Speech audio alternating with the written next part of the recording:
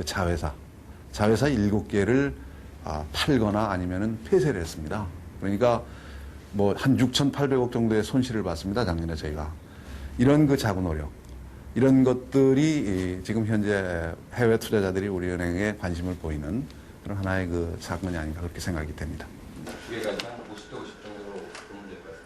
우리 은행들의 가장 큰 약점은 부실한 신용평가와 대출 관리.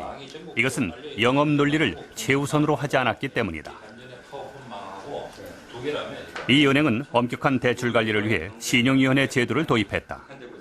이를 통한 여신 심사는 객관성을 유지하기 위해 다수결로 이루어진다. 신한은행의 대출 관리 능력은 우리나라 은행업계에서 비교적 높게 평가되고 있다. 후발 은행으로 출발을 했기 때문에 창업 초기부터 기업에 대한 대출을 담보보다는 신용대출 위주로 운영을 해왔습니다. 그러다 보니까 자연히 여신 심사, 즉 의사결정 과정부터 그 뒤에 사후관리 과정에 있어서 보다 많은 관심과 주의를 기울일 수밖에 없었습니다. 수익을 창출하는 것만큼 중요한 것이 위기관리 능력. 신한은행은 개인 신용과 기업의 경영 상태를 비교적 정확하게 분석할 수 있는 노하우를 통해서 대출 부실을 절반 수준으로 줄일 수 있었다. 은행이 기업으로서 영업 논리를 중요시하는 것은 당연하다.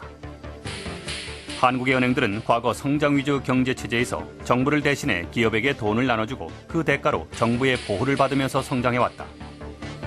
이제 한국의 은행들은 국제 수준의 경쟁력을 갖추고 수익을 내는 기업으로 변화해야 한다.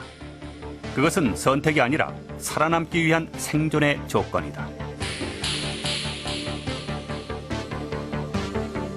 관치금융 하지만 관치금융의 가장 큰 혜택을 본 건 은행 쪽에서 보면 은행입니다. 이때까지 아무 짓도 안 해도 좀 말이 심합니다만 그냥 가만히 앉아 있어도 예금 들어오고 대출하고 부실 생겨서 잘못되면 정부에 의해서 했던 거기 때문에 정부가 해결해 주고 그 앉아 있으면 월급 나오고 큰 문제 없는.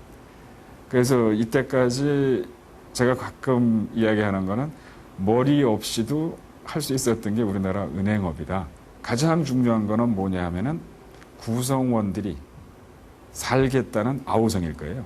표현이 좀 모호합니다만 긴장감을 가지고 나는 잘못하면 죽는다는 이런 생각이 없이는 우리 금융은 살지 못합니다. 언제까지 정부가 계속 공적 자금을 투입해 가면서까지 금융기관을 보호하고 예금자를 보호할 수는 없는 일입니다.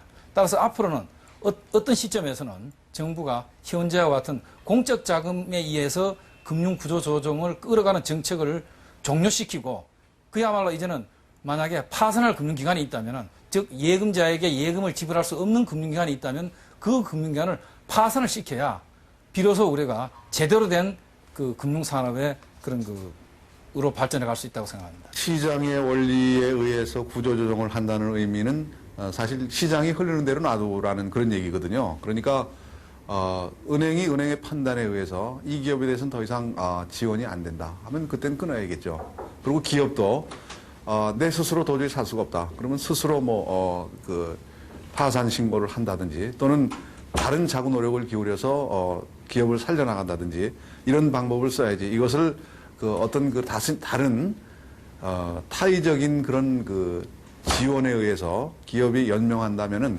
그거는 시간 끌기에 불과하다고 저는 생각이 됩니다. 그래서 시장의 원리에 입각한 원칙적인 구조조정, 저는 그것이 가장 소망한 방법이라고 생각이 됩니다.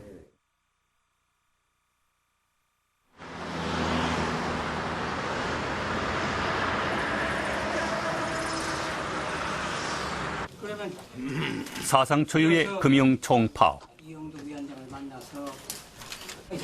파국을 막은 대타협 합의문에는 우리가 어떻게 해야 하는지 그 해답이 잘 나타나 있다. 그것은 시장의 원리에 따라 개혁을 하라는 것이다. 그렇다면 그 구체적인 과제는 무엇인가?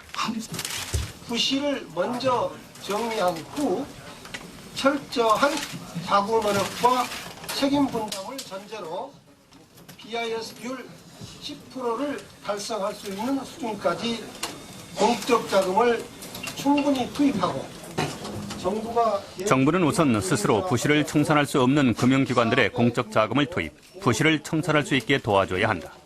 제때에 맞춰 신속하게 투입하는 것이 중요하다.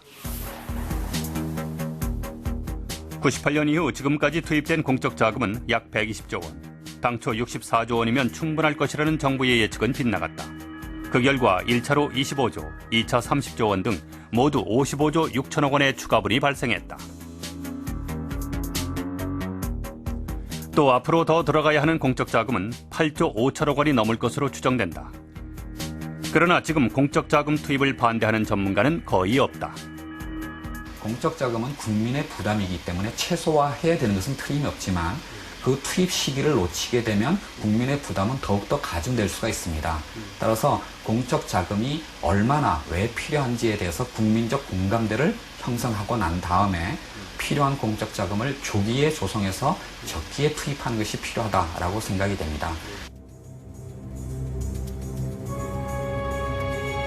은행들의 부실을 청산한 뒤에는 은행 부실의 직접적인 원인이 되는 부실 기업을 하루빨리 정리해야 한다. 최근 한 민간 연구소는 공적 자금이 투입된 워크아웃 대상 기업을 점검한 결과 상당수 기업의 기업 개선 작업의 성과가 적다고 보고했다.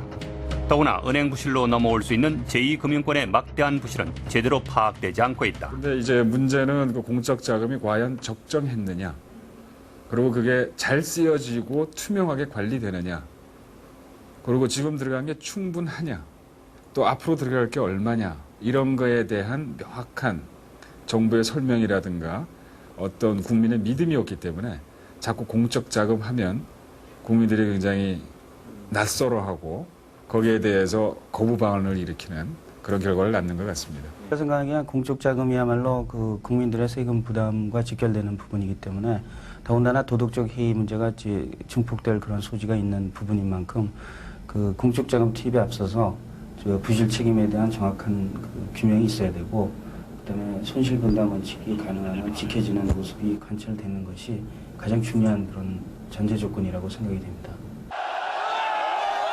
이번 파업 사태에서 금융노조는 정부의 관치 문제를 쟁점화했다. 이는 은행 부실의 책임이 금융권 종사자뿐 아니라 정책에 실패한 정부 당국자에게도 있다는 점을 지적하는 것이다. 금융 부실에 대한 엄격한 책임 추궁은 또다시 막대한 공적 자금 투입이라는 사태를 예방하는 데 기여할 것이다. 현재의 구조하에서는 기업 구조조정과 금융 구조조정에 관련한 책임을 누구도 명시적으로 지고 있지 않습니다. 따라서 도덕적 해이가 다시 발생할 수가 있겠고요. 이것은 부실 채권의 신규 발생을 의미하는 것이고, 결국 내년에 가게 된다면 그 부실 책임으로 인해서 새로운 어떤 금융 구조조정의 파란이 예상되고 있습니다. 따라서 이것을 해결하기 위해서는 이에 대한 그 정부의 책임과 그리고 관련 당사자, 즉 기업과 금융기관의 책임을 명시할 필요가 있다고 생각이 됩니다. 이번 노정 대타협은 시장 원리를 제대로 작동케 하는 원칙을 합의했다는 데 큰 의미가 있다. 이는 우리가 앞으로 전개할 2차 구조조정의 방향을 보여주는 것이다. Korea is probably headed for another mini crisis, economic crisis over the next year or two, which I actually think would be good because it would basically be the end game of cleaning out all the rot from the system. And once Korea cleans out that rot in terms of the financial sector and in terms of the corporate sector, then Korea is then very, very